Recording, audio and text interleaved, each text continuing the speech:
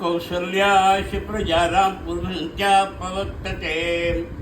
उच्चैश्चन साधुल गतव्यं देवमानियम्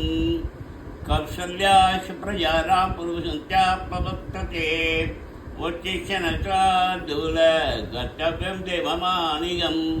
उच्चिष्य गोविन्द उच्चिष्य कनकजयम् उच्चिष्य कमलाकान्ता त्रयोग्यं मङ्गलं गुरुं माद समस्त जगदां मधुगैरभारे वाच्यो विहारि मनोहर दिव्यमूर्ते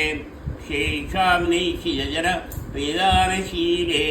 श्रीवेङ्कटेशैले तव सुप्रभातमरविन्दलोचने भवतु प्रसन्नं गजन्दमण्डले विशङ्करेन्द्रवनिता विरक्षिते विशैलनाथ दैदे ध्यानिदे आत्र्यादिसप्तर्षयस्य मुपास्य सन्त्याम् आकाशसिन्धुकमलानि मनोहराणि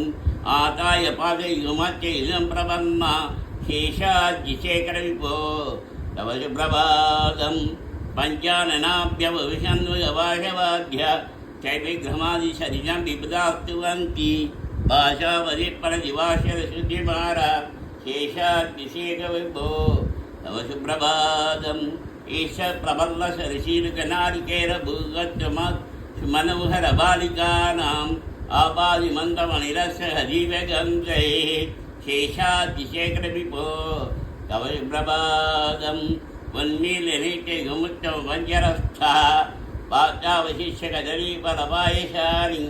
भक्ता शरीरमनिकेलिस्गापरन्ति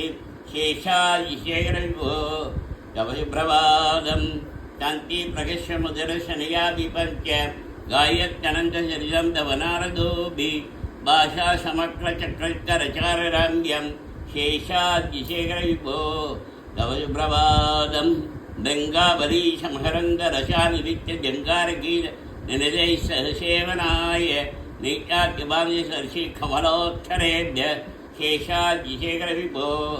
तव सुप्रभातम् योषा गणेन वदति मध्यमानि गोशालयेन्द्रमन्दनतीव्रघोषा रोषा कलिविदेकवत्सकुम्भाः शेषाद्यशेखरविभो तव सुप्रभातं भक्मेशमित्यभक्तकदारिवर्गाः आत्तं श्रीरङ्कुवलयस्य निजाङ्गलच्छम्या वेदी निनादविभिप्रधीव्रनादं शेषाद्यशेखरविभो तव सुप्रभातं श्रीमन्मभीष्यवरदागिललोकबन्धो